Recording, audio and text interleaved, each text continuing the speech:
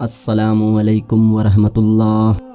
حضرت سعد بن ابی وقاص رضی اللہ تعالی عنہما کہتے ہیں کہ جنگ احد سے پہلے مجھ سے عبداللہ رضی اللہ تعالی عنہ نے کہا، آؤ ہم اللہ سے اپنی اپنی آرزوؤں کی دعا کریں۔ میں نے کہا اچھا۔ ہم ایک کنارہ ہو گئے۔ پہلے میں نے دعا کی، الہی جب کل دشمن سے میرا مقابلہ ہو تو میرا مقابلہ ایسے شخص سے ہو جو حملہ میں بھی سخت ہو اور مدافعت میں بھی پورا ہو، اور وہ لڑیں، میرا لڑنا تیرے لیے ہو، پھر مجھے فتح ہو، میں اسے قتل کر دوں اور اس کا سامان لے لوں۔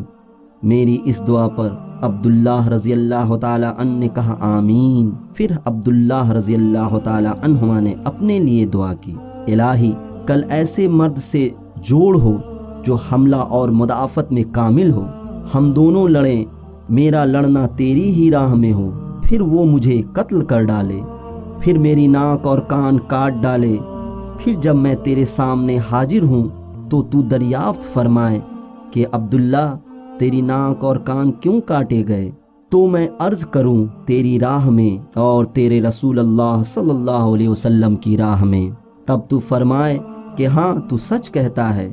سعد رضی اللہ تعالی عنہما کا قول ہے کہ عبداللہ رضی اللہ تعالی عنہ کی دعا میری دعا سے بہتر تھی، چنانچہ یہ بزرگوار اسی کیفیت سے شہید ہوئے۔